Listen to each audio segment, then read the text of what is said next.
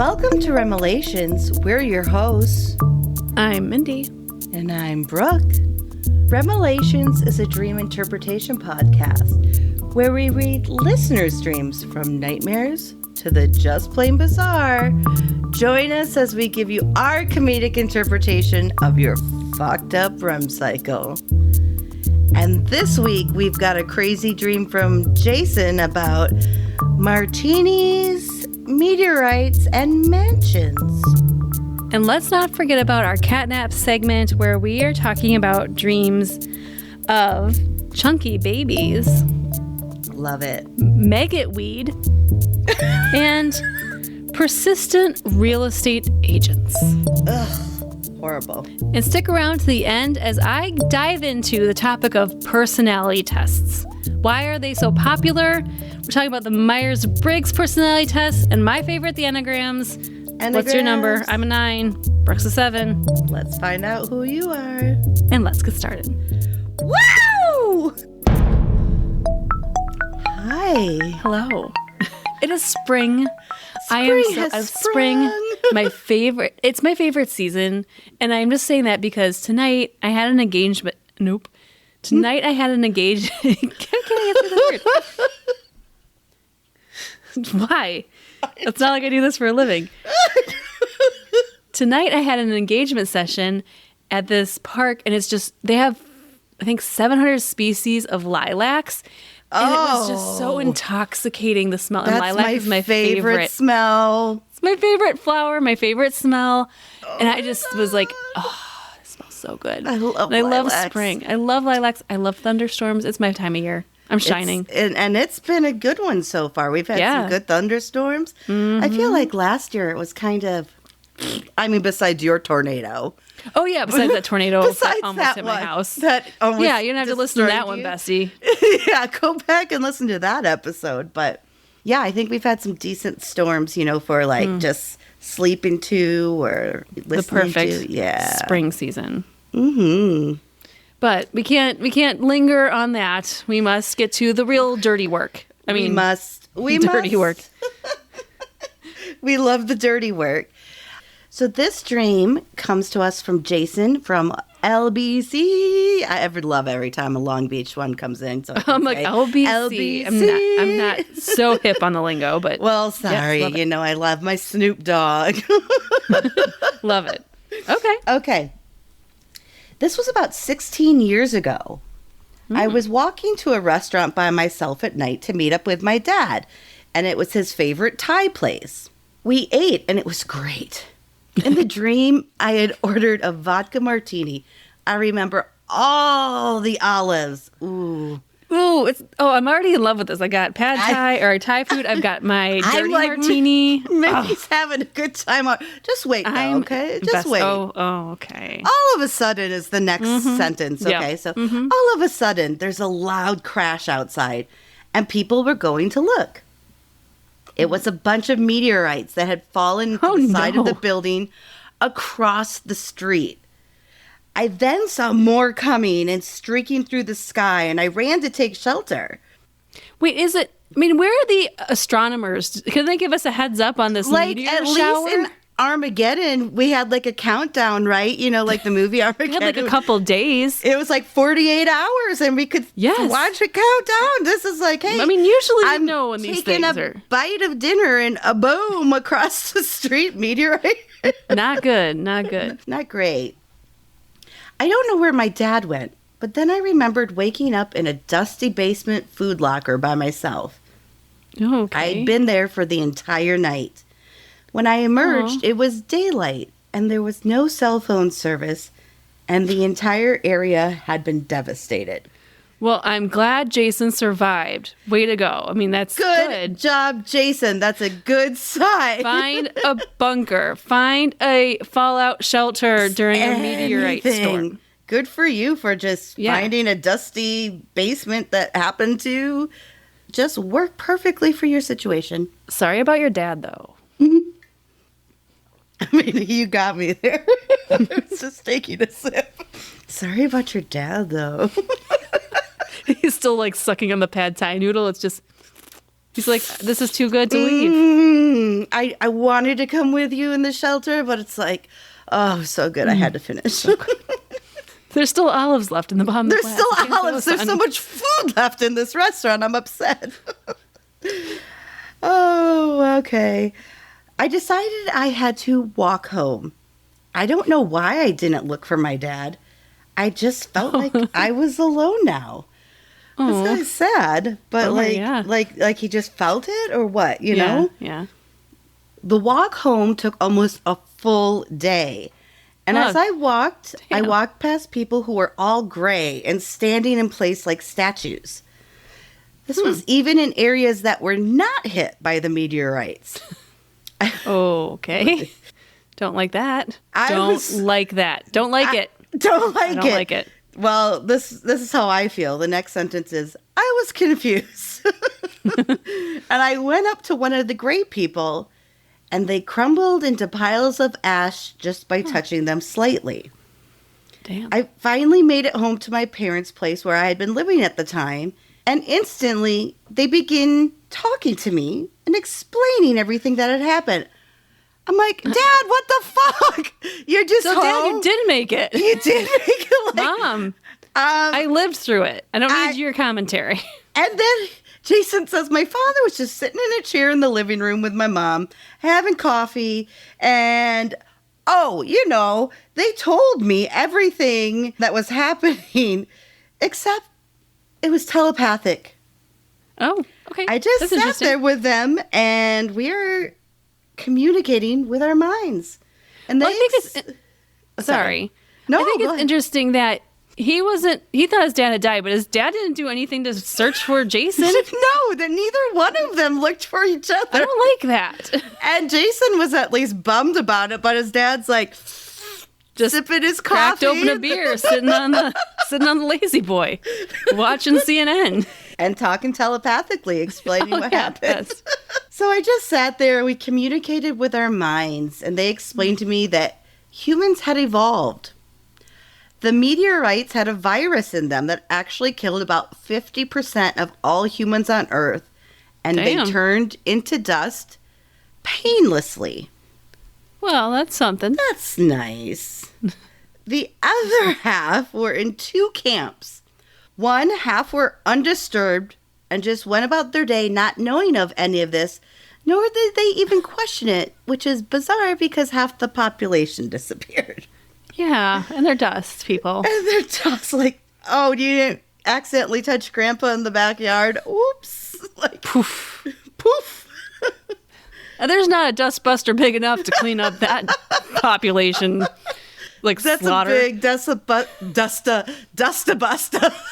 A Dusta-busta. Is that the Busta Rhymes Dusta-busta? It is a Dusta-busta by Busta Rhymes. Oh my God. Hashtag. What does Busta Rhymes dream? And does he have a dustbuster to help clean up the situation? I can only very hope. Curious. I can only Busta. Mr. Busta. Mr. Busta, let us know if you have a Mr. Dusta. Rhymes. Sir. Mr. Rhymes. Can you let us know what you dream? And have you ever been approached by the Dustbuster company to, be a spokesperson, do some sort of promotion? It wouldn't be a bad idea. It wouldn't be a bad idea. Dusta-busta. Dusta-busta. $59.99. That's going to be like the quickest, most powerful, smooth. It's a good one. Dustbuster ever released. It's the Dusta-busta, and it comes in 5 different colors. So it's good when you can get a pink one. Okay, I understand where you're taking this. But back to dust people in Armageddon. Yes. Dust people Armageddon. Okay. So, still thinking Dusta-busta Rhymes. I gotta write that one down. That might be something. I'm not sure. Okay. I am already coming up with the. I can see you thinking about naming the episode and the art. The episode art on this one. It's got a Dustbuster and Busta Rhymes on it, for sure. I mean, it has to. Okay, so half the population just disappeared. Goodbye. And then half of what was left didn't understand what was going on. They were just like, we're here. Oblivious. Yeah. Then there were us. We had evolved to be able to communicate with our thoughts. Amazing. And we believe that we are allowed this so that we could take care of the rest of the earth as a whole. Wow. After I received all this information, I love this guy. After I received all this information, I went to the nicest area in my city and I claimed a beautiful home for myself. Oh, well, good for you. I mean, Jason, way to think ahead. did you have to bring out the Dusta Busta to like Did you clean up bring the your Dusta former Busta? residents of that home? I don't know. My, deep thoughts tonight. I knew the previous occupants were all gone.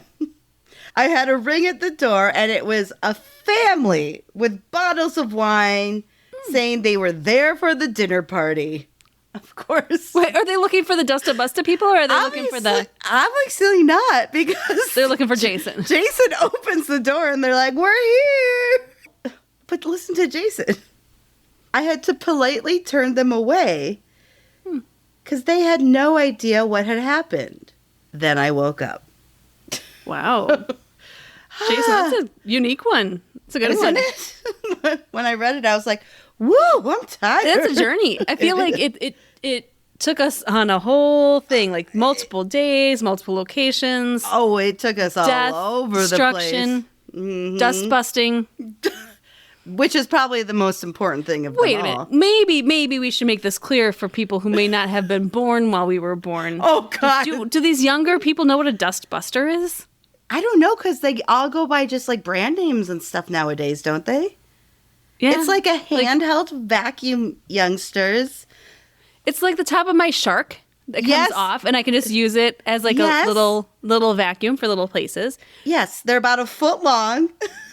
Yeah, but back in the 80s, that was like a huge thing. Like there was big Oh, it vacuums, was- but the brand Dust Buster Yes. was like the way to go. Brooke, okay. I can see why you mentioned that earlier that you had a lot to go through with this one. Well, you know me, and you know you. We can't help ourselves. We know ourselves. We can dive in sometimes, but let's just go ahead and do that. Okay, so I thought I would start with Mindy's favorite, the Thai restaurant with Dad. Yum, yum. Is Dad buying? Well, I don't know. I don't think either one of them really had to pay. I think things the end, it didn't turned bad before they had to pay. Nice. I hope I'm at a restaurant when shit hits the fan Oh, someday. fingers crossed. I just want to get that free meal.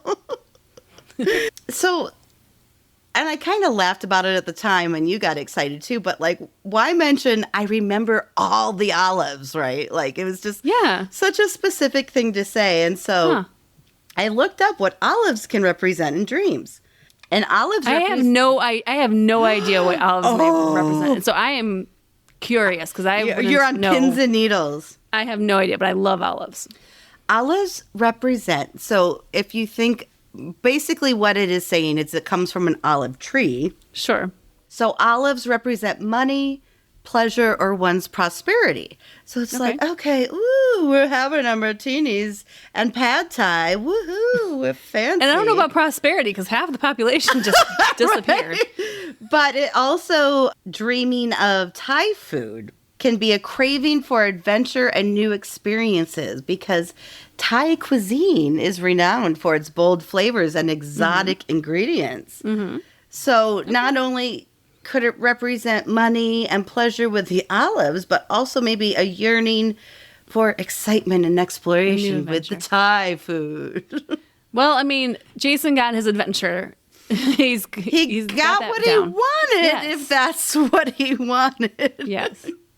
Then we get to the meteorites, like almost immediately jump right in, right? Meteorites or meteors, things falling to the earth like meteors, represent a sudden and unexpected change or event in your life.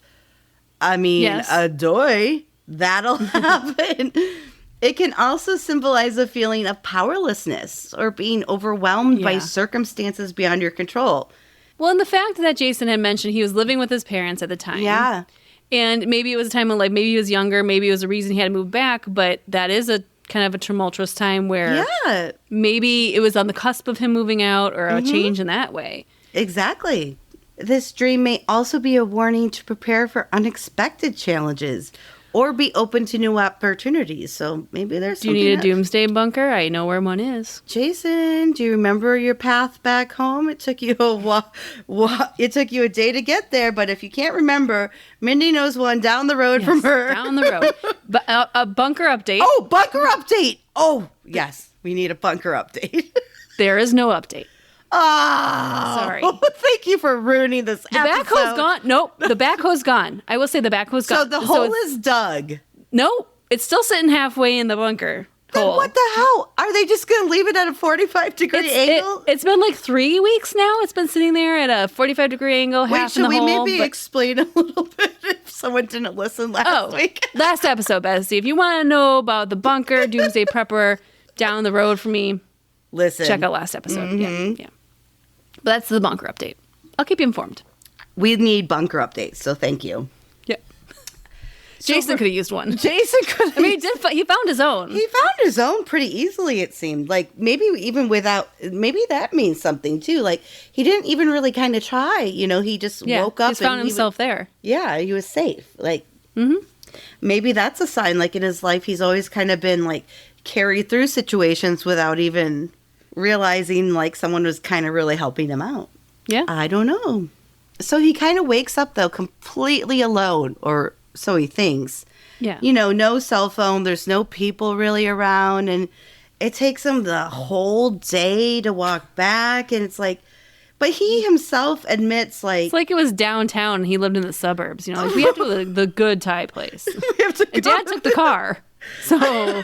And Dad didn't look for Jason either. He's like, okay, well, I'll just drive home and see if Jason finds his way back, and like, then we'll talk Jason, to him about it. You couldn't, like, hotwire... I mean, there's dust people. You couldn't steal one of their cars. Why'd you have to walk? You stole someone's house, Work Jason. Why did smarter, not harder. You couldn't steal a car.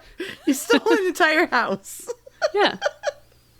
Waking up with all that devastation and just feeling totally alone, like, with his dad not being there, even though he didn't look for his dad. Right. But, like, just total absence of any kind of support or any kind of help. You know, just desolation, really. I like that when he did get home, he did kind of understand more. Like, he didn't get this information on the road on the day walking home. It wasn't his parents that had to tell him what the situation was. And it took him a full day. Are you telling me a full day of walking? He didn't run into a single other survivor. I mean, he ran into people that were ash and, like, made them piles of ash. But, like, no one could have been like, hey, buddy, get home. Or, by the way, you know, we don't know what's going on. Or we're going to tell you telepathically what's going on. But no, he had to get all the way home. And... you know, when you're alone, you kind of have to face your inner demons and your thoughts and your questions. Like, there's nothing else. You're just walking. You know, you don't really have an option but to deal with those thoughts that are running through your head. So the great dust statues, very upsetting. Just fall apart like dust ash. People. And the fact that it wasn't even a place where the meteors had hit, but yet at the time we didn't realize that didn't make a difference because it was this virus or whatever it was. It's like an extraterrestrial spin on it almost. Right? Like some sort of X-Files episode. Ooh. Oh, the dust people. Oh, Mulder would have this solved in no time at all with the help of Scully and Busta Rhymes. He would have this solved and cleaned up at the same time. Yeah, it was not... Everyone misremembered the X-Files. It was never Scully and Mulder. It was always Scully and Busta. Or Scully and Spooky Rhymes. It was Spooky Rhymes. Yeah, totally. It was just like one of those effects, the Mandela effect. The Mandela David effect. Duchovny was never in it. I must have been fantasizing about Busta Rhymes the whole time. I don't even know if he really exists. I don't think he really does because he's too beautiful. He's too beautiful. So ash symbolizes the end of a phase or cycle, like if you dream about it. It's the results of destruction, obviously. But if you think of like someone's cremated ashes, it might represent something you associate with that person or an ending in a phase of their life. You know, that could be something that he's Again, dealing going back with. to Jason, it seems like an ending and a restart seems like a common theme. There's a lot of rebirths, I feel like, in this dream. But to dream of ashes also represents your awareness that some area of your life is gone. Okay. So noticing the remains or remnants of something that has been lost, disappointments, regrets, failures, changes, and loss. You know, I feel like he was experiencing this throughout the whole dream because it's that feeling that good times are over. And that I can't find Dad. I can't find my dad. Dust people. Ashes may be a sign that you need to learn to let go of the past. Mm-hmm. So now we arrive home. Mom and Dad are just, having nice coffee. Maybe watching half of the Today Show. I don't know who lived and who didn't. I'm not exactly sure. Hoda did, but Kathy Lee didn't. Kathy Lee's gone. She's gone. Only took meteorites to take her out. Hoda's like, she just didn't show up. I don't know what's going on. She didn't know what to do. No. Then it gets interesting because then we find out the communication that the parents are using to explain to him what exactly happened is all telepathic. Mm-hmm. Very interesting. I don't think we've had something like this before. So what does telepathy in a dream mean? Okay. This is where it got a little tricky for me because I tried to research what telepathy means in a dream. I couldn't find any real answers. But telepathy, I mean, of your brain, what do you think it could possibly mean? I mean, there's so many things where it's like maybe you feel like you can communicate with some people, but not others just because, this virus is the reason in the dream. Right. But it just could be a challenge in real life where you don't necessarily feel like you can communicate by the, I don't want to say norm or standards, but verbally, maybe you're not the best communicator. Maybe you struggle with getting your point or even your ideas not only understood, but even just heard. Yeah. Absolutely. So I don't know. That's what I would just think. It's definitely on the communication line. Oh, gosh, yeah. Oh, yeah. Did I say gosh? Gosh, yeah. You can, golly gee, yeah. Oh, golly gee. You can tell I'm working with kids. I always say, oh, well, when something happens. And they're like, fuck. Oh, well. Darn it. I just wanted to go back for a second because he also mentioned that half the population, when they turned to ash, he made a point of saying it was painlessly. So the 50% of the people, what do you think here? Okay, so 50% of the people were just gone. Mm-hmm. And then it broke in half. Then it broke in half again. Yeah. So the people that didn't remember anything, these people that did not survive the virus, or so to speak. Yes. There's a lot of clueless people in the world. I don't know if it's 25%, but might be.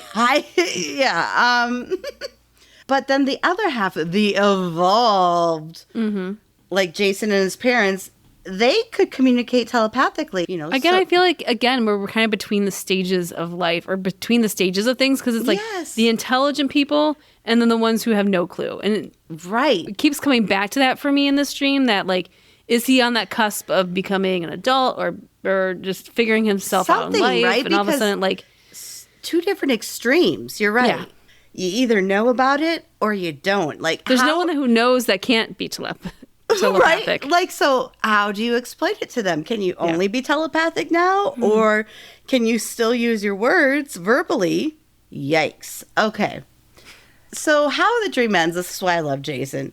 Mm-hmm. He took advantage of this population decrease and the world being cut in half. And he goes ahead and moves himself on up like the Jeffersons to the rich Again, moving the levels. Like he's like, I'm gonna jump this level. He is. He's moving all over the place. He's just taking every opportunity he gets to get there. But if you dream... And I don't know if this is stealing or not because it didn't have residents anymore, but let's just say it suggests that you're feeling deprived in some way. And depending on where the stealing action is taking place, it represents neediness. It could alternatively, though, denote unfulfilled and unrealized dreams, which I think is also a common thread throughout this dream, like where he's just not really sure what's going on and he doesn't seem fulfilled. He seems confused and like torn in this direction and that direction and what have you. But he's moving up. But here we go. We're in the home stretch, Mindy. Here we go. Here's the party now, people. Yes. He's been in this stolen, gorgeous house for a hot minute. A hot fucking minute. And the party people are knocking. They're ready. But they got the vodka, they got the olives, they're ready to go. And they got the vermouth. And the pad thai. And they're like, we're here. But he's not interested. He is not the host. Apparently, the nice part of town is the place to inhabit, but... Again, is he like feeling he's like above these people at this point? Like, is it a level up again? Like he's like, you can't communicate with me telepathically, so I'm good. Like it's already splitting the remainder of the population. It's almost creating classes that don't exist now, but war, things like that. So the last thing I just want to say is to dream of a party should mean that you're content and a positive dream. But if there was a party in a negative way, which I take this one as because he turned them all away, that he should work on his social life. So maybe he feels kind of alienated. Maybe he's found himself removed. Anything bad in the dream regarding the party indicates that you're missing the fun in your everyday life. And it's your current state of mind, of course. So I totally agree with that. But if I give Jason anything... at least he turns them away politely. I like that he was like, yes, I'm sorry. No, he wasn't rude. He didn't want anyone to suffer the whole painless I just moved in. I have to unpack my boxes. It's just it's a lot right now. God. I don't even have the dishware out. I don't even have my wine glasses out. It took me a day to walk back to my parents. It took me a day to get here and find the house I wanted. So that's what I wanted to say about Mr. Jason. Great dream, Jason. Thank you for sharing. I always love a good Armageddon dream. They're so good. So good. This one had a good twist with the dust people and the Dusta people. The dust people. Ashes to ashes, as you say, Mindy. Ashes to ashes. If you have an Armageddon dream, we'd love to hear about it. Any dream, really. Stress dreams, dust people dreams, meteorite dreams. You can share them by going to REMelations.com/support. Not only can you share your dreams, follow us on social, but you can also join our sleepover squad. That's where you get to see our beautiful faces every week doing this as a video. And you get extra midnight snacks. Brooke, we've gotten some great feedback on this. People are loving midnight snacks. Yay! It's just things that get cut out from the show because we can't have a 2-hour podcast. And so... we could. We could very easily. We could. But if you want to see what we cut out of the show, random, tangents, because there's a lot of them, join our sleepover squad, get the midnight snacks, the best way to support the show. Thanks, bestie. Thank you. Mindy, it's now time for cat naps. Yay. Can we get Hannaffield back up here to give us a meow? Hattie. Hattie. No. He doesn't work on cue. He's a cat, after all. It's kind of hard to make him work on cue. But this is the time of our show where we read a bunch of short dreams, dream stories, one-sentence dreams you might remember. We don't really go into a lot of details on them or, deep diving into them, but we want to get as many of your dreams here on the air as we can. On the air? Is that still a thing? No. On the podcast. God, this is a podcast of old things. Today it really is.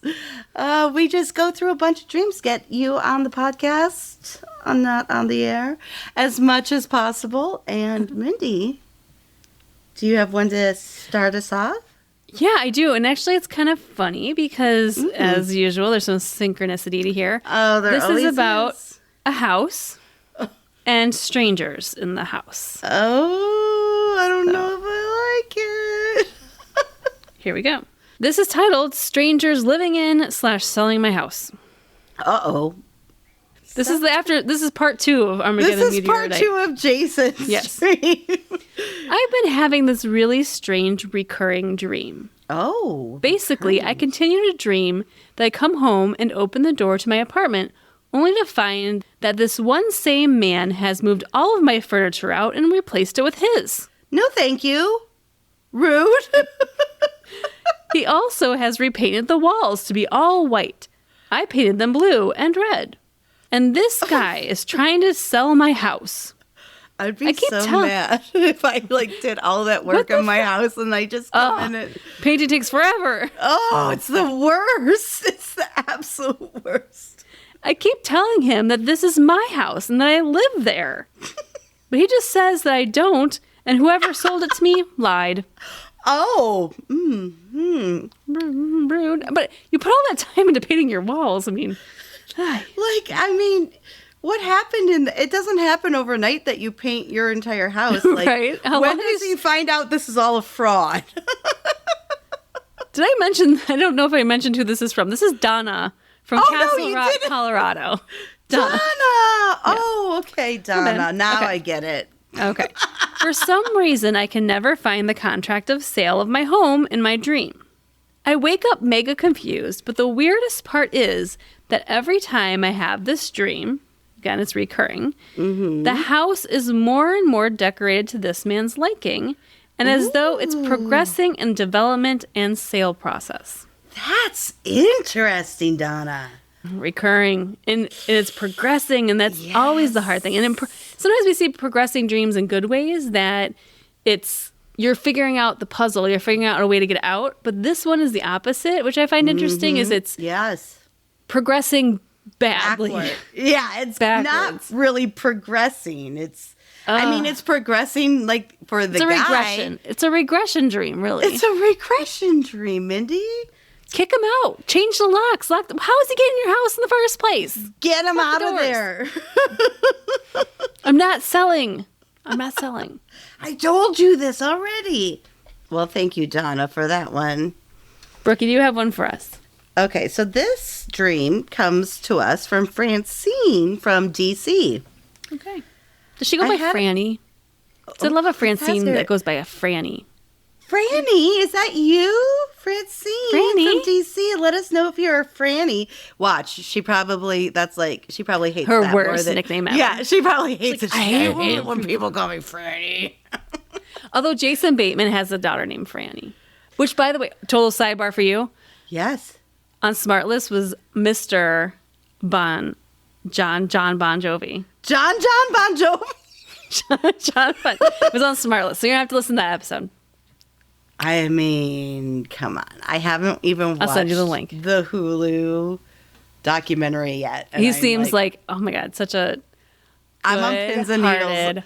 Amazing. Right? He's nice, also the person, just to let you know, that, donates so much money. Yes. And, he had restaurants kitchen projects. If you couldn't pay. Yes. You could just go and get a sandwich. And it would be fine. And if someone else could afford it, they'd leave a little extra. If you couldn't afford it, you can work and help out. Yeah. Oh my God. Okay. So I'll send you the link. Okay. It's good. Yes, please. Back to Franny. Okay. Back to Franny.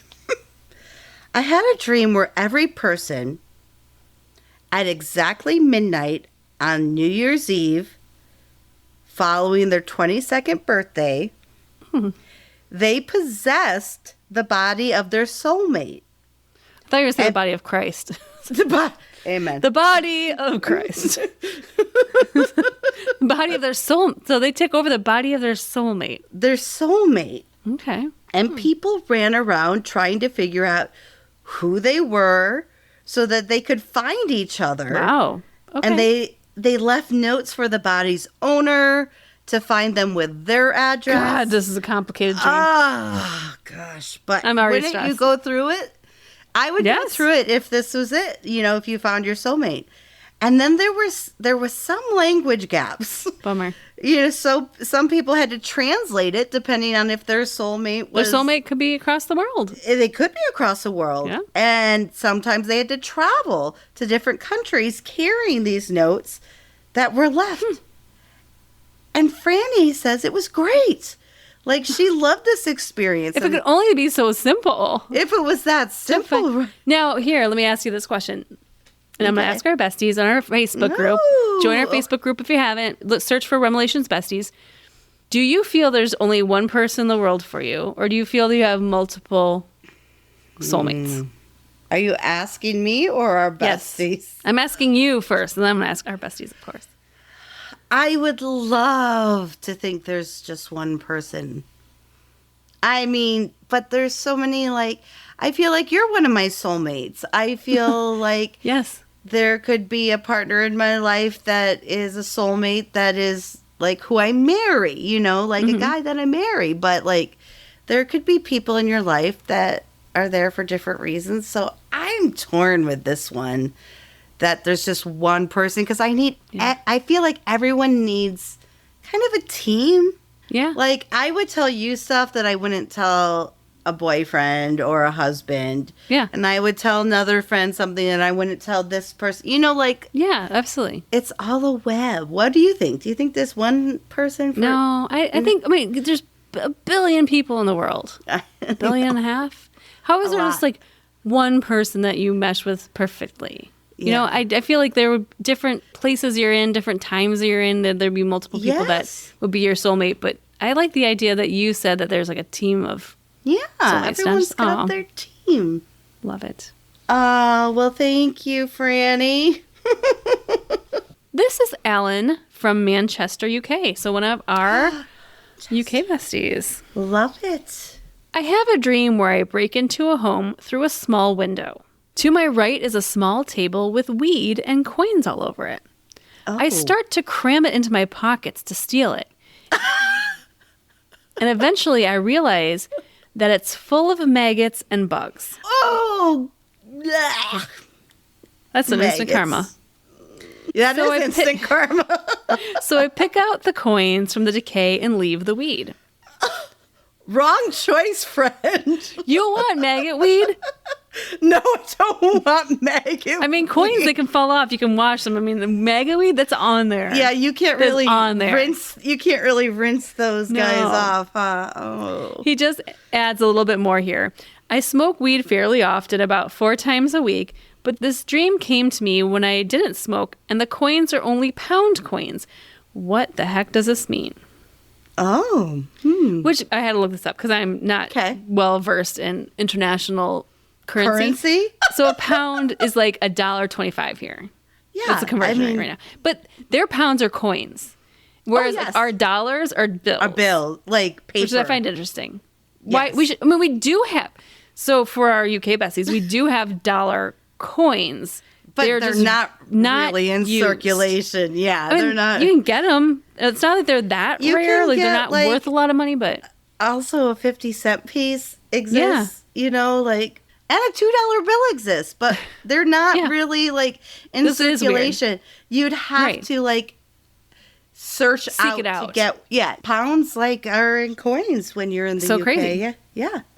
It is. But he just brushed off the maggots and stole it. And why you thieving anyway, Alan? Yeah. Why are you thieving? On. Why are you thieving? Weed and coins. Come on. You don't need to be thieving. I don't What'd you get, like $3 out of that? And no weed? 3 pounds? Doesn't seem worth it. Did you get 3 pounds? 3 pounds. 3 pounds. Not the U.S. pounds. That's different. 3 pounds of weed is a lot different than 3 pounds of coins. Big difference. Never really thought of that. This is anonymous. Okay. I had this chunky baby in my arms. I love a chunky baby. We're all like, gonna kiss his face off. You want to squeeze those thighs and just. Oh, and they get the dimples and the knuckles. So cute. My youngest at 15, baby. Almost 15, is just losing her knuckle dimples, and I'm sad about it. No, tell her don't ever lose your knuckle dimples. Tell her no. I love your knuckle dimples. She says, or he says, sorry, it's anonymous. They say, I'm pretty sure it was a girl, but I don't know. I just remember feeling happy. And she didn't really look all that much like me. But I remember she had light brown hair and super pretty eyes. Then I woke up with an empty maternal feeling for the rest of the day. Isn't that interesting? I feel like we get these. Like, we do. People who aren't even looking to have kids or too young or not in a formal relationship, and these like internal like motherly instincts. Yes, and it's like or parenting instincts. You're not even, but you have this chunky, cute little baby. Like maybe it's it's meant to be. Yeah. It's meant to be. I love it. Well, thank you, Anonymous. All right, to wrap up tonight, I have a dream from Melissa, and she's from Greensboro, North Carolina. This is a frustrating one. Sorry. I just wasn't expecting you to say that. I dreamed I was in a supermarket, and every time I would fill my cart with things I wanted, people would steal things out of my cart until finally there was nothing left to buy. Rude. I would see people taking my groceries. They'd just be gone, and I'd have to start over. Who does that? So rude. That ham looks pretty. That's the ham I want. I'm going to take it. I didn't want to walk all the way back to the back of the store and get that ham. I'm just going to take this beautiful ham and go check out. Obviously, she picked out the best tomatoes. I'm going to take those tomatoes and that box of tampons. This lady knows how to shop, so I'm just going to follow her around, see what she picks up. She then says, or I would put my chosen groceries down and forget where I left them. Ah, damn it. I remember very specifically wanting Easter candy and lobster, but those were both all gone. God damn it. Those are two good choices. It's a fancy Easter. I know you don't like lobster, but it sounds really good. It. It's okay. I'm not spending a ton of money on something I think is okay. No, of course not. But, I know you're not like a fish or shellfish even person. So I'm proud of you. But Easter candy and lobster aren't really like the things you'd think that would go together? Maybe not together, but separately, both delicious. Love it. All right, Brooke, let's get to our topic. Yes, please. I'm going to start this with a couple questions, actually. For me? Yes. Ooh, okay. And maybe you can figure out my topic. We'll see. Okay. So here's some questions. Okay. Okay, this is for you to answer. A or B. Oh. A, I keep my thoughts to myself. Or B, I speak up. I speak up. Okay, question 2. A, I prefer to improvise. Or B, I prefer to follow clear procedure. Clear procedure. Okay. Now, here's another set of questions. You have to disagree to agree on a scale of 1 to 5. So 1 being disagree. Okay. Extremely disagree. 5 being extremely agree. Okay. Okay. I'm highly in touch with my feelings. 3. I make a significant effort to assist others. 5. Okay. Do you have any guess what my topic is? Personality? So we're talking about personality tests. I love it. I'm on board, friend. Okay. Personality tests. From dating apps to job applications to fun late night BuzzFeed clickbait. You know I love that clickbait. That's the best ones. We are all obsessed with personality tests. Yes. Personality tests have been something each of us have most likely encountered in our lives, whether it's in the back of a magazine or for a job application. Oh, yeah. People feel good when they're categorized. You feel like you have, isn't it? Like a belonging. There's people that think and feel like I do. So it's no wonder it's popular. Even like horoscopes, we're still being categorized. So like it's just natural instinct to want to know where we fit in the world of billions of people. Yes. Today I'm focusing on 2 very different types of personality tests. Ooh. The first being the Myers-Briggs type indicator, which is the standard. And the second is the Enneagram personality test, my personal favorite. Neither system of testing is better. They use different measures. Okay. And if I can explain them kind of between the two, I would say hold on. I'm dyslexic. So is it Briggs-Meyer or Myers-Briggs? Hold on. I have to look at I think it's Myers-Briggs. Okay. Well, you know me. I'm going to get it back. I was trying to say it, and I was like trying not to. I'm going to write this down. I'm Myers-Briggs. Real close to where I am, so I do not get this wrong again. Okay. Myers Briggs. That personality test figures out how you do things, how you interact, how you process information, how you make decisions. Whereas the Enneagram one, in contrast, is why you do things.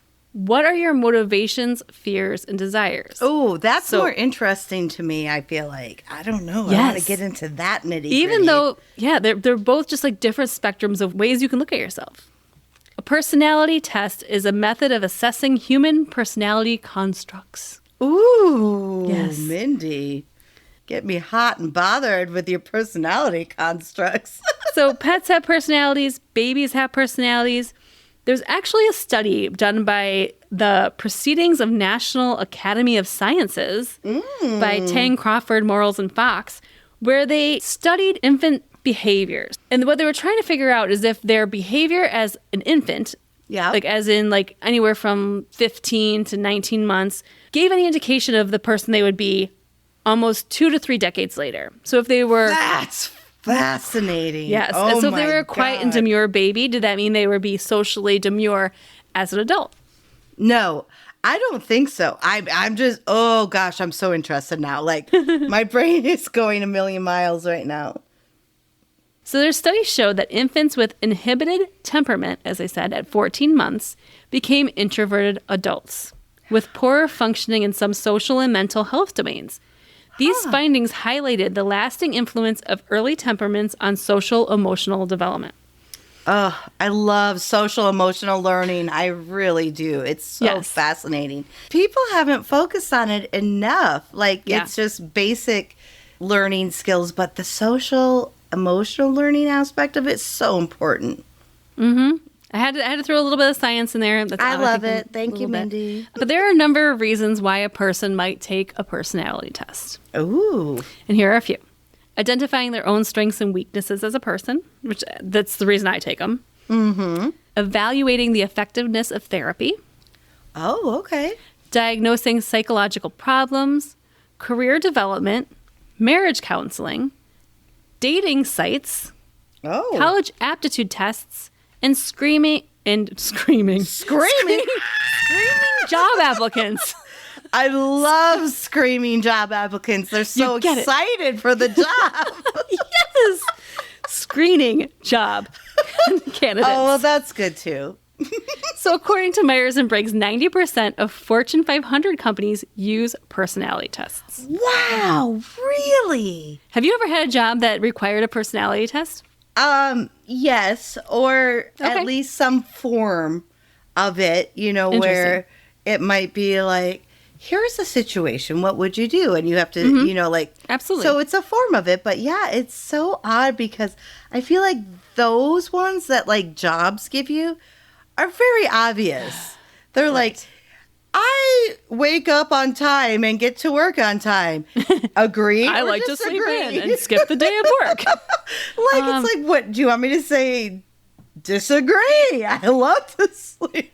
That's funny because you bring up something that's a fault with personality tests, and we're going to talk about it later. It's the idea of personal perception of what the correct answer might be. Right, but sometimes you're led to it makes it very specific. It's almost like they either want you to succeed at the test or want you to fail miserably at the test, depending on the wording of it. Yeah.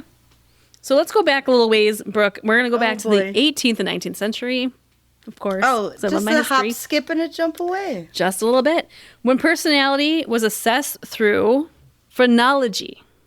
It's the measurements. The study of your head? Yes, the measurements of the bumps on the human skull. I know about that nice shit. Nice job. And physiognomy, which is assessed personality traits based on a person's outer appearance. That one seems a little more catty to me, actually. That one does just seem a little more... He's got a droopy eye. I think he's not trustworthy. Right, the droopy eye. No, thank you, sir. Big you nose. Are untrustworthy. Like me, definitely a liar, Pinocchio. Mindy's a liar. I'm a liar. I've got the German nose. But you know how I love a Victorian man. And a disco man. Disco man and disco pants. Those are her two faves, Victorian and disco. I'm going to talk about a Victorian man for a second. This is Sir Francis Galton. He was born in 1822. Sexy. Now, this guy, my God, I mean, talk about a well-rounded individual. Oh, okay. He was a British polymath that was the originator of the behavioral genetics movement during the Victorian era. Ooh, okay. He Tell wrote me more. over 340 papers and books. Oh, wow. Very busy man. Busy. He was the first person to apply statistical methods to the study of human differences and introduced the idea of questionnaires and surveys for collecting data on human communities. God bless. I love a good questionnaire. We love this Victorian man, Brooke. He is... Me too. We would have totally jived with Sir Francis Galton. That's for sure. I like this dude. Actually, he coined the phrase nature versus nurture. Oh, yeah, that's very famous. He also devised a method for classifying fingerprints that proved useful in forensic science. This dude is awesome. We're not even done yet. Here's one of my favorites. He also conducted research on the power of prayer. This dude is well-rounded. He is just... I told you. Woo-hoo. One of my Victorian besties. I can feel it already. We would have had the best wine nights ever to be had. You would have the best wine and coloring nights ever. He said, so he conducted this research. He concluded prayer had nothing to do with the effects on longevity of those prayed for. Really? Okay. So taking a little outside stance, I think, at the time. That's fine. I like a little bravery in a gentleman. And just to put the piece de resistance, the sprinkles on the ice cream, he was an indicator of scientific meteorology, and he devised the first weather map. Mindy, are you just like... I feel like talking of soulmates, I might have had one in the 1800s. I'm like, Mindy, right now, you just were even like twirling your hair with your finger as you were talking. Like, Sir Francis. It was instinctual. Sir Franny. Sir Franny. Ooh. Wow. Okay. Moving on. Gotta move on. You gotta, Mindy. You gotta move on. Sir Franny's probably not around anymore. No, I don't think so. Later, psychologists began attempting to determine how many different personality traits they were. So, a couple of guys here to think about. I don't know as much about these guys. They're not as cool as Franny, but Gordon Allport, for example, proposed that there were more than 4,000 words used to describe personalities. So he thought there were 4,000 different personality types. 4,000? I mean, but if you think about it, think of words that describe personalities. There's like friendly, crude, bitchy, yeah, nice, slutty, caring. Yeah. There's tons. Yes. There's also a psychologist named Raymond Cattell who used statistical techniques known as factor analysis while whittling this list of 4,000 down to 16 different personality factors. Oh, yeah, that's a big cut. That's a big jump. Yeah, it's a big cut. Good job, friend, because, that needed to be trimmed a little bit. But maybe a little too much. I don't know. Then we have Hein Eisenach, who narrowed the list down to just 3, which I feel like 3 is not enough. 3's not enough. 4,000. That's a big that's a gap. big. Now let's go forward to World War I. Oh, okay. Here we go. Now we're in the U.S. The Woodsworth Personality Data Sheet, developed in 1917 during World War I. These tests were developed to help identify soldiers who were prone to nervous breakdowns during enemy bombardment. Which, by the way, wouldn't it be like everyone's going to have a mental breakdown if they were bombarded by enemies? I would feel like that's a very stressful situation, yes. Like, I don't know how you weed out soldiers based on that. I'm like, yeah, I'd be stressed. Yeah, I'm a little being stressed. shot at. I think I need to go on R&R for a little bit. So there's 2 types of personality tests. One being the self-reported inventories, and the second is projective tests. Okay. So the self-reported inventories involve having test takers read questions and then rate how the question or statement applies to them. So like we started this segment, like how do you feel about this question? You are answering as yourself. The second, projective tests, involve presenting the test taker with a vague scene, object, or scenario, and then asking them to give their interpretation of the test item.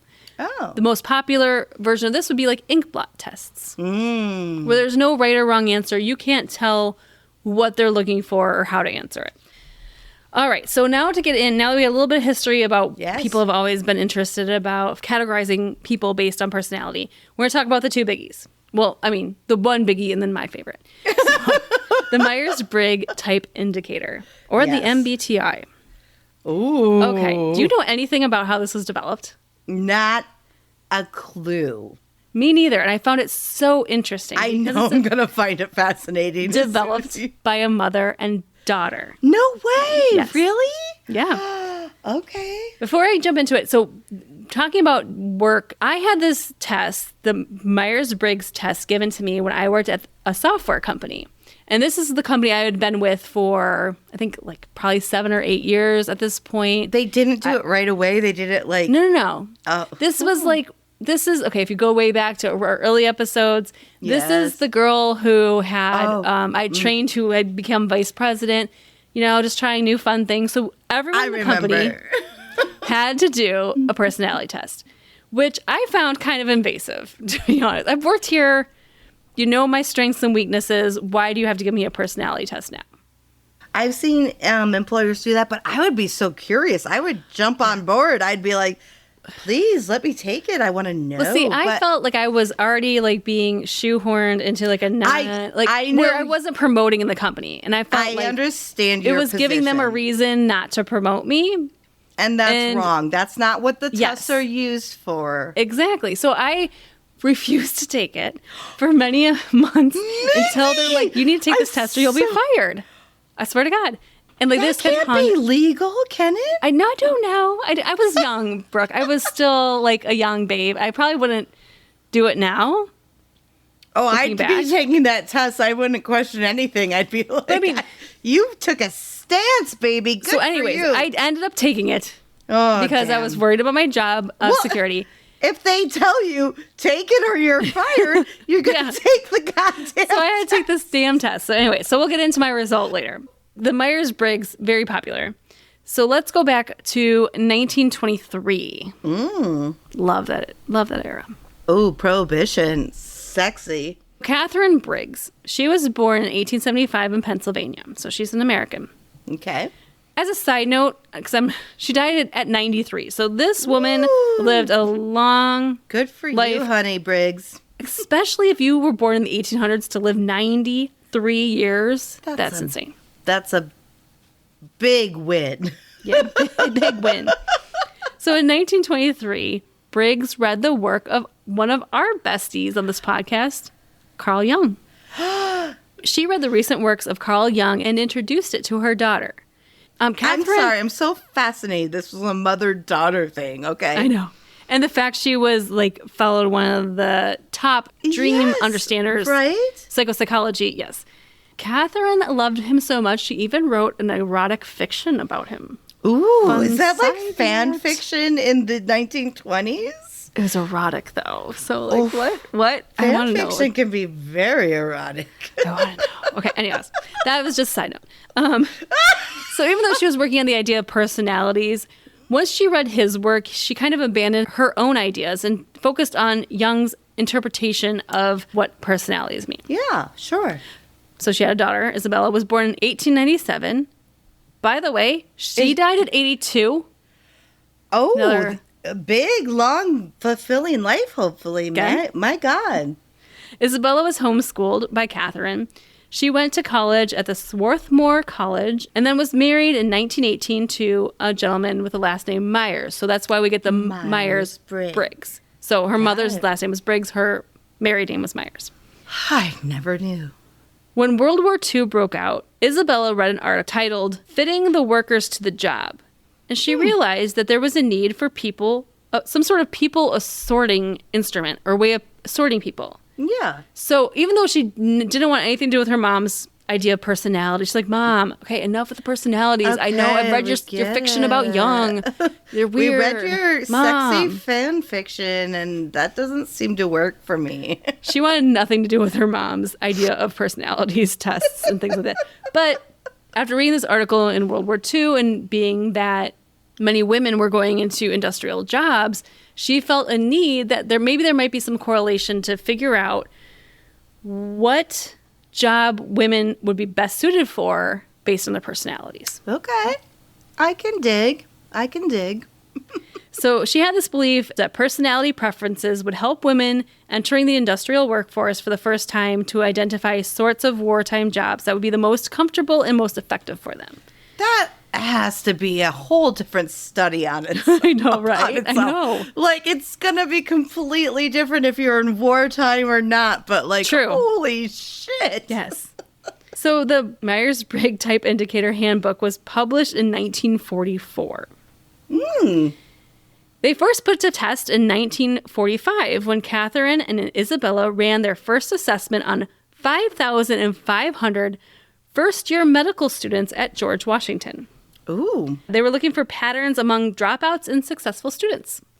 Fascinating. Okay, I'm on board. I'm here. Okay, the test has barely changed since it was first developed. No shit.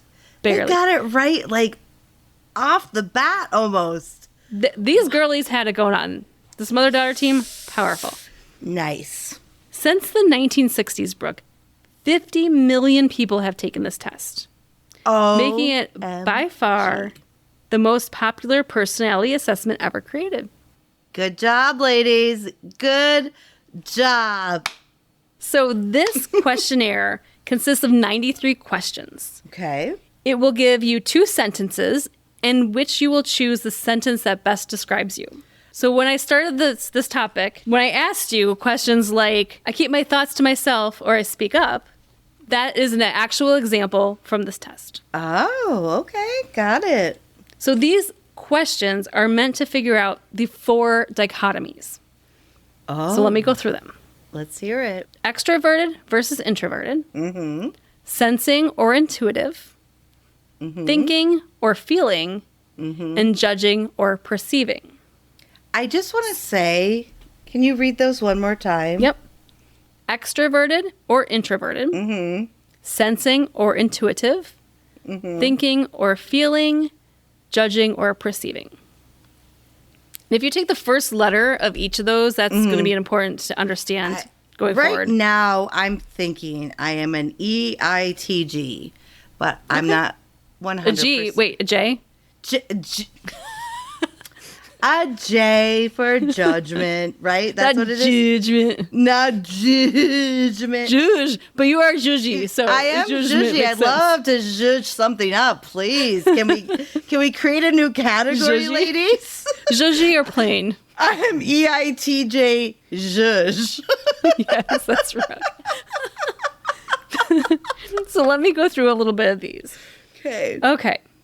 Extroversion, E, versus introversion, I. How you direct and receive energy.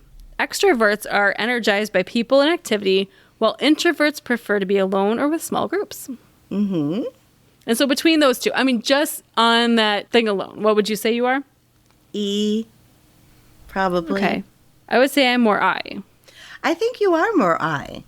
Okay. But you know there are variables involved. There are extroverted, there are. extroverted, there's 93 fucking introverts, questions. introverted, extroverts. But like, would you agree that I am an E? Yes. Okay. Well, you did. Absolutely. You did not waste a second on that one. Okay, but I agree with you as well. I do think you're an introvert. Yep. Okay, next one. Sensing or intuition. So S versus N. Well, because I guess they couldn't use I because they used it for introversion. Oh, so N is used for intuition. I'm an E N then. Okay. So how do you take in information? Sensors are focused on information that's real, tangible, and practical. Intuitives focus on more of the big picture, abstract ideas, and making connections between the facts. You are an S. I agree. I'm an S. And I feel like I'm an N. You're an N. Okay. How next. are we best friends? But maybe we just compliment balance each other out the best. We do. I don't We know. really Okay. do. Okay. Thinking or feeling, T or F. How do you make decisions? Thinkers make decisions with their heads, focusing on logic and reason. Feelers make decisions with their hearts, focusing on their values and other people involved. Are we opposite on this? I'm a T. Yep. Oh, no, I'm a You're T an F. too. I think Okay, I'm you a- feel okay. I feel like I'm a thinker. I don't know. I feel like you're an F, but okay.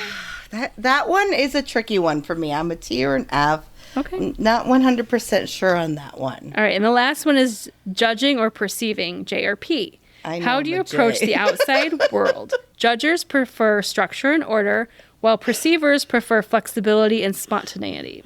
You think I would want flexibility and spontaneity, but I'm a total J. I think we are both J's. I think we're total J's. Now, what did you say? You said you're a thinker, a T? I feel like I'm a thinker. Okay. So if I had to guess, I would be an INTJ, which, if I remember correctly, is how I ended up in that test. That same test, INTJ. Yeah, I know I ended in a J for sure. I am an But E. letters backwards, it was hard to remember. Good thing it was letters, though, not numbers. You'd be even more confused. Oh, good point, yes. I think I'm an EN something J. Not quite sure yet. Yeah. Well, if you want to take the full test, it's available online. It is $59. Ooh. If it means that much to you to figure out who you are as your personality in the Myers-Briggs indicator test, you Yes. go online and do it for $59. Did you pay $59 or did you do a No, free because one? my work forced me to do it. Oh, so you I just, we should do it now, like more recently. Mm-hmm. So if our besties haven't picked up on this yet, at the end of the test, your chosen preferences are put together for a 4-letter personality type, such as ESTJ, INTJ, ENTP, or ISFP. So there's 16 combinations that it could be. Got it. This I can Okay. understand. 16 combinations. Yeah. I can get it. All right. Well, so the next one I want to talk about, and this is just a personal favorite of mine, is the Enneagrams, because This it is what I is, want to hear about. again, more focused instead of how you do things and how you interact and process information. An Enneagram personality type test focuses on why you do things, your motivations and your fears and desires. I love this. So instead of how, it's more why. Why? Yeah. Which I think there's good. It fits They're both in both this world. valuable. You both. Yes, Yes. absolutely. I would love it. So how did this one start? And I had no idea. Oh, boy. The history is not as clear on this one. Mm-hmm. Ideas associated with enneagrams of personalities are disputed, but we believe it's been tracked back to a Bolivian psycho-spiritual teacher and philosopher named Oscar Achazo from the 1950s. Oh, that's not so long ago. No, so he was born in 1931. He died, I'm going to bring this up because I find this very interesting, at 88. Another long life. Hey, maybe if you study personalities, you live a nice, long life. We're learning something here. We're onto Okay. something. So Oscar focused his work on such as those on ego fixations, like what are your holy ideas? What are your passions? What are your virtues? And he began teaching programs of self-development in the 1950s, where the Myers-Briggs test is like, that's the way you are inherently made. Mm-hmm. I think Oscar took a more of a holistic approach where he's like, that's not necessarily who you are. It can change throughout your life. Yes, of course it can. It That your should be personality is fluid, not fixed. right? Yeah. Yeah, I mean, I know if I had taken this test when I was 15, it would be Absolutely. different when I was 25, 35, 45, you know? Agreed. Yeah.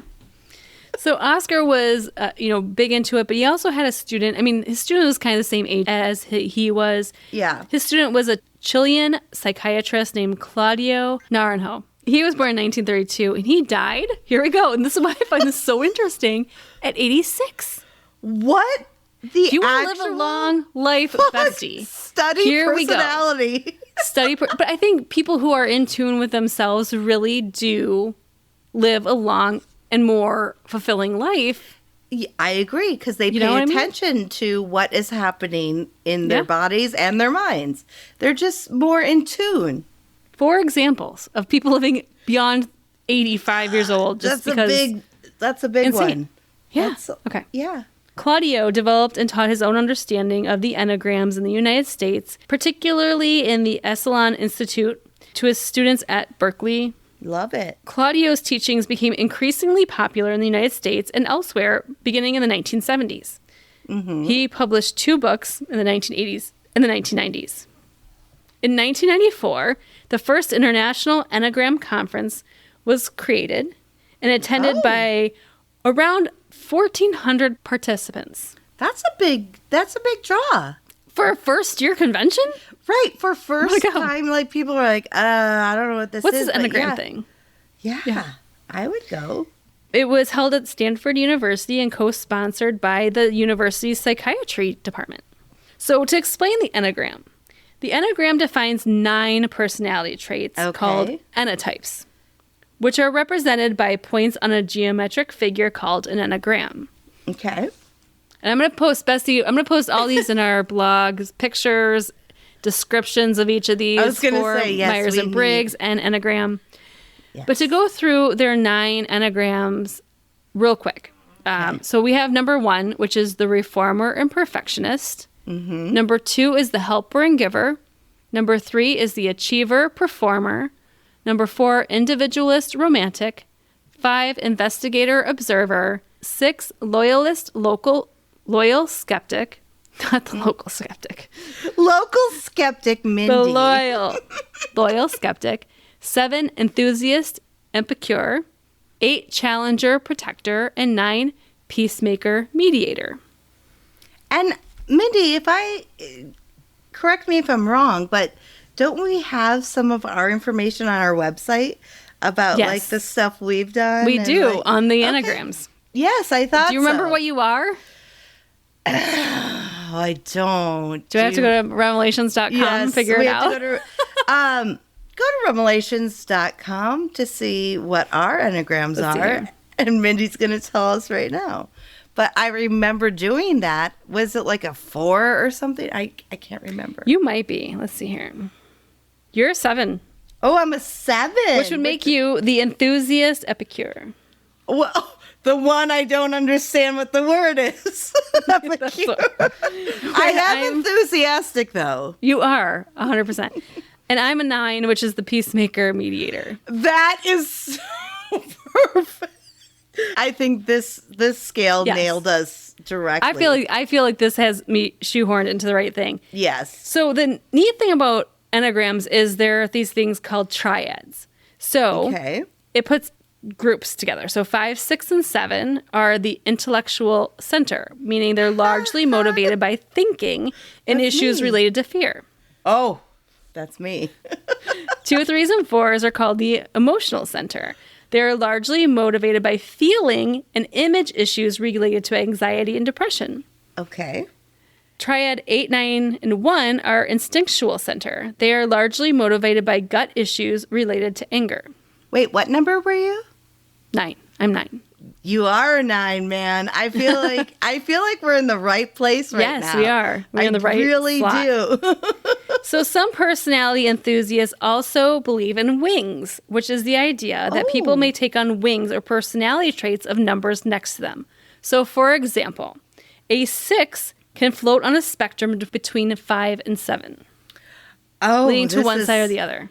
So you could be a 6-wing 5, which means you're a loyalist, but yet you're an observer. Or you could be a 6-wing 7, which means you're a loyalist and an enthusiast. Oh, boy. Now it's getting complicated, Okay. So for you, being a 7, be an enthusiast, but you can lean as a loyalist or a challenger protector. Oh. Okay. Okay. Whereas I'm a 9, and I know my wing is a 1, which is the reformer perfectionist. So I'm a peacemaker, yet a perfectionist. Makes sense. This is making so much sense right now. I know. I'm loving every I love Enneagrams. I do love them. And then one more thing, because the Enneagram is just because it's a geometric shape. Some theorists believe that there are connecting lines. Lines connecting numbers on an Enneagram chart can add more insight to points of security or stress points. I'm absolutely fascinated right now. So I'm going to post this graphic on our website. So if you go to REMelations.com, you'll see this graph. Or we'll post it on our social media as well. So Brooke, as a 7, as an enthusiast epicure, your basic fear is being unfulfilled, trapped, and deprived. Oh. Your basic desire is to be satisfied and content. Oh, yes. Your temptation is thinking fulfillment is somewhere else. Oh, Mindy, you're like reading my mind. Your vice is gluttony. And your virtue is sobriety. One of those is correct. Maybe, but you have to attain the virtuousness. I have gluttony and gluttony, I should say. So as mine, being a 9, a peacemaker, Isn't that fascinating, though? You are a peacemaker. My basic fear is loss, fragmentation, and separation. And my basic desire is wholeness and peace of mind. Okay. My vice is sloth. And then my virtue would be action. Mindy does quite a bit, you guys. So being that enneagrams are kind of like the new kid on the block of personality tests. Yeah. There's not much actual research, which kind of is to their default that people think it's a pseudoscience. Sure. It can't be tested because the answers are vague and malleable.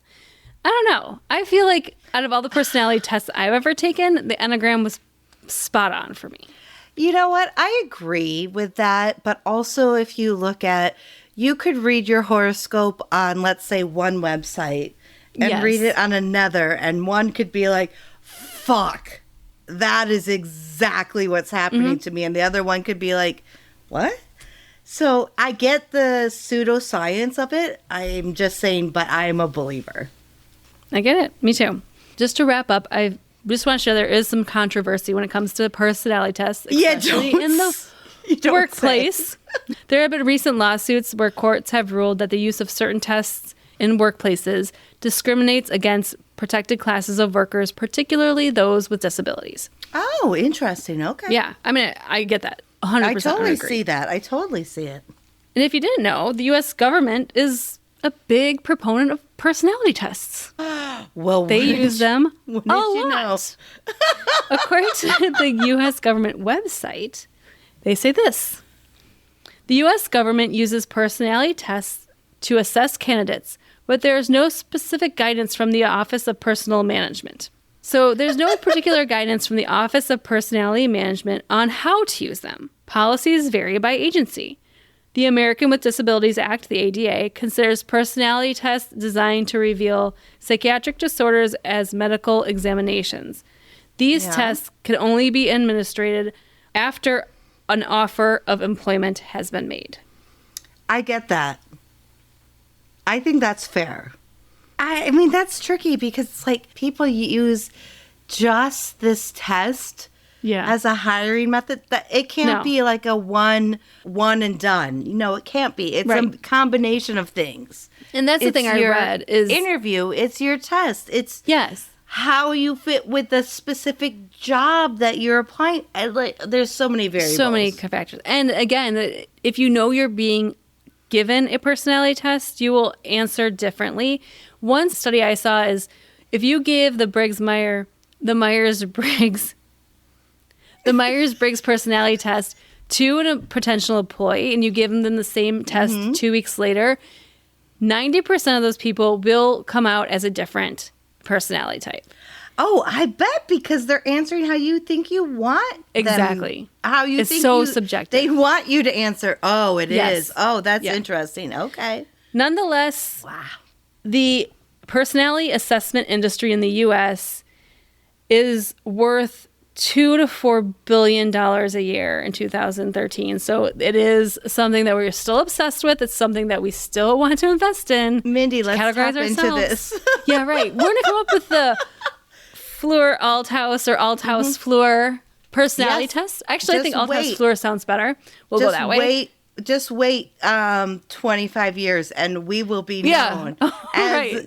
I'm gonna like not want to work with you at the beginning because I'm not so sure I want to be in your line of work. Are you my daughter? Yes. Are you going to be the daughter? I'll be the mom. You can be the mom. I'm going to be the opposite in this one because I want to be the daughter for once. I love it. Yes. And I'm going to fight you tooth and nail until I realize it might be worth something. Okay, honey. I love you still. I love you too.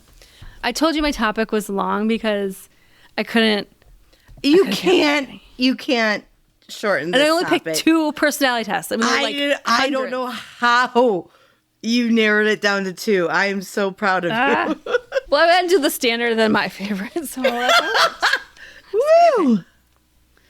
So you just okay, Mindy, you're making me nervous because I know what you're going to share with everybody. Okay. Yes. Okay. So you texted me a picture of a broken garage door. So if you want to tell our besties what the hell happened, I would love to hear. I would love to share. My garage door broke. Did it break or did you break it? Let's get a little more specific in the terminology here. I may have backed into it before the door was fully all the way up when I was leaving Such a my bummer. garage. Were you headed to work? I was on my lunch break and I was rushing. So you had to go home on your lunch break? Yeah, I have 30 That's minutes. awesome. That's so amazing. it's like, so I'll try to like just have a sandwich or. Oh, that's so nice you get to go home though. Yeah, I did. It is nice Yeah. because I don't always do it though because then the cats get excited that I'm there and then, Sure. like they want me to stay and I'm like, nope, I gotta go right away. Yeah.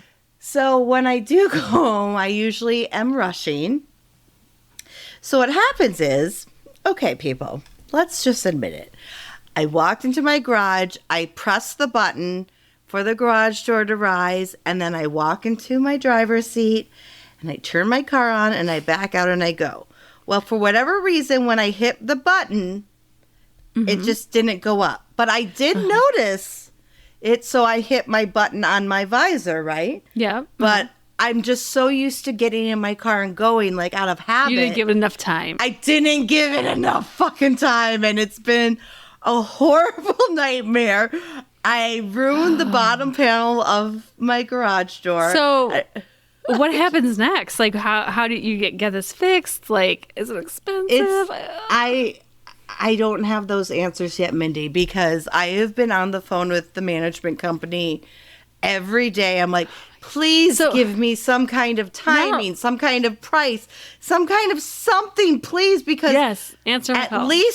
At least, okay, so my dad was on his annual fishing trip with his brothers and family in the Ozarks, so I was able to use my parents' car for a few days because I couldn't my God, get I didn't even think car. about your car. Yes, I couldn't get my car my God. out.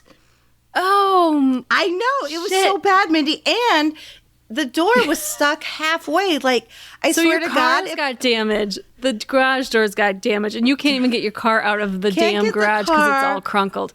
Out. Can we put this picture on social for our besties to enjoy? Absolutely. Absolutely. I am an open book. You know me. But it was just so goddamn. So did your dad you got your dad's car and that? I had my dad's car and I used it for a few days. And yesterday, though, I just, on my lunch break, I normally don't go home, but I did just to see, like, hey, is anyone there? Did they come? And there happened to be a truck there. So I, like, pull in and I'm like, tell me something, please. I've been trying to get a price quote. I've been trying to get timeline. And he's like, I'm working on it, like, blah, blah, blah. And I'm like, can we at least get my car out? Car out, right? And so he's like, I'll hold the door open if you want to back out. I'm like, oh, nice. Yes, please. This guy was so nice. So he's holding the door open. I'm in one car that I have parked. I'm backing out in another car, and then I have to move the other car to a parking spot, then walk back to get my car. But I was like, it's out. I don't care. Now it's summer. Like, I don't care how long it takes to get the garage door fixed itself. I have my car out. And the door is shut. Like, they closed it. Because for like 3 days, it was half open. Anyone could have entered my home. Wait, do you have a lock on your basement door, like a deadbolt? I do, but it's not a deadbolt. It's just like a door knob, a standard door lock. Yeah. Like, I did not feel safe. Yeah.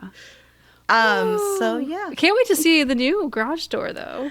Oh, how much damage did your car get? Did it? My car didn't have really any damage whatsoever. It was like aluminum, so how could it? Like, You're going like 2 didn't miles have an hour. any room to get Sam. any speed going. It was like 3 feet. Yeah, what a bummer. But it's still been it was still a shitty experience because now I have to deal with all of the business, you know, so yay. Yeah. How was your week, Mindy? It was pretty uneventful besides the U.S. Postal Service. So elaborate, please. So this is funny. On the same day, I go out to our mailbox and I get a pile of mail and I start walking inside.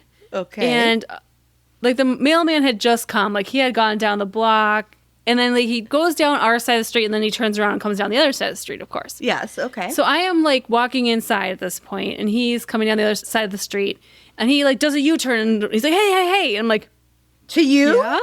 Yeah, to me. And I'm like, hi, sir. Yes. Hey? Like, he like pulled a Yui in a residential, like very fast. I was like, what's going on? I am concerned at this point. I'm concerned. And so he like jumps out of the mailman truck, the mail person, the mail delivery vehicle. And he goes, oh, here. You have postage due on this. And I'm like, postage due? Who sends something postage due? Like you have to pay to receive it? Yes. And so I'm like, well, this is new. And so I'm like, well, thanks for coming back and over here. And he hands me an envelope and he's like, it's $4.43. And I'm going, okay. And I can feel like it's something in it. And I'm like, how do I pay you? Mindy, what's in the package? Well, What's in the box? What's in the box? So I go, how do I pay you? He's like, cash or check? Like, check. Who has checks or cash these days, right? I don't have $4.43 or whatever. Specifically, 43 cents. And so I'm like, I have a check. Like, if you just give me a second, I can go inside and get a check. And I look at it and I see it's my father-in-law had sent this, Mark's dad. Oh, God. I'm like, well, obviously it's something I need to take because if it was like something I didn't recognize, I would not pay $4 for it. So I go in the house. He lives in Florida, right? He lives in Florida, right? Okay. And so I go inside, I write a check for $4.43 and I hand it to the mail person, mail carrier. Mail carrier. And so he's like, thanks. I'm like, well, thank you for taking the time to turn around and not just sending it back to Florida. Right. So I get inside. And I hand it to Mark. I'm like, your dad owes us $4.43. And he opens it. And here's the story behind it. Oh, no. For my father-in-law's birthday, we sent him a bunch of Dutch black licorice. Okay. A package from Amazon with Dutch black licorice. Nice. I love black licorice. Not many people do. No, I don't. Mark I was likes going to just ask you, do you? No, nope, you don't? No good. I love it. See, it's either a here or there It's like a 50-50. My dad and I love it. Know. My mom and my brother don't. Yeah. So my father-in-law wanted to send a couple back to us so Mark could try it. So he puts it in an envelope, like a regular envelope, and mails it back. Just in a regular white envelope? A regular business-sized white envelope, but not like a manila. No. And so it's funny because like the mailman, when he like hands it to me, he's like, "Yeah, they consider this a parcel and not mail. Like it's got some weight to it. It's got chunks. Because there's chunks in it." So nonetheless, we got the chocolate. We're razzing my father-in-law because we're like, your licorice cost us $4.43. Is that what's the retail value of the actual? The gift we sent him was probably like $40 worth. Okay, and then the licorice she sent you back. 3 pieces. What do you think the retail value of that is? Maybe more than $4.40. Yeah, maybe $1. So, and then he felt bad. So today we got a package in the mail. No. He sent us back the same Amazon gift we sent him as a full package of black licorice because he felt bad. We owed him $4.43. So $40 now equals $40. Oh my God. Yes. It was such a thing. Funny. Oh, that's such a parent thing to do. Yes. But that's not all. I love it. That's not all. I also, in that mail day, got a jury thing. Oh, no. Not a summons. It was listed as not a summons, but it did say you have to go online and fill out this questionnaire, talking about questionnaires and personality tests. Fill out this questionnaire to see if you're qualified for jury duty. If you don't, then we will summons you to the courthouse to fill it out. So I'm like, oh, shit, I gotta you better fill out this fucking thing. do it. I have never been summoned for jury duty. Really? Ever. Well, no, sorry. Once, and I never had to go because it was like called off like the night or week before or whatever. I got summoned once and I sat there. This is when I lived in the Chicagoland area. Yeah. And I sat there all day and like waiting. They settled. And I never got called. I never was even interviewed to be a possible person. Right. And they're like, well, we provided you lunch. I'm like, it was a sandwich. And I got $10 bun with a hamburger that was probably 17 years old. Oh, God. And cooked and reheated 17 times. It was like a brick. And I'm like, was it Cook County? It was Cook County. Okay. Yeah, that makes sense. But, so I filled out this questionnaire, and it's literally just asking, like, are you a U.S. citizen? Can you read English? Mindy's like, kind of. Have you ever had jury duty before? Like, it didn't go into any detail other than, like, ethnicity, age, is this where you live? Can't they figure that all out when you get there? So. Yeah. So, anyhow, I don't know if that means I might be pulled at some future point.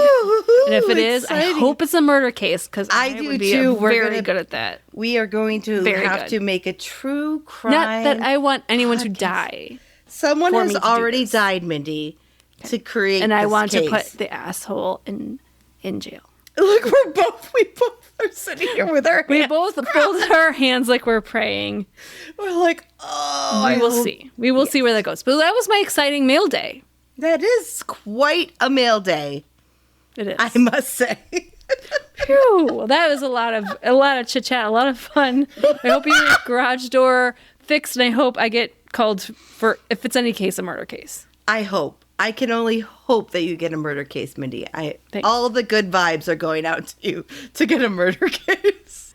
All right, Bessie, that wraps up another episode. Do us one favor, and that's to tell your best friend about the podcast. You can tell your favorite mail carrier. You can tell your favorite mail carrier that, damn it, I don't have $4.43 cash, but I can write a check. You can tell your dust human about the podcast. Tell them sorry about what happened, about the meteors and such. Son. You're just going to have to pick up the pieces or with a Busta rhymes. A Dusta. Or you can tell your fellow grocery store customer to stop stealing shit out of your cart, point you to the lobster, and tell them about the podcast. Please. Telling one person just helps us grow and come back each and every week to give you all of this entertainment. So much entertainment, you guys have to admit. Love it. All right, bestie. Until next week, make sure you're using your Dusta and sweet dreams, you bitches. dusty bitches.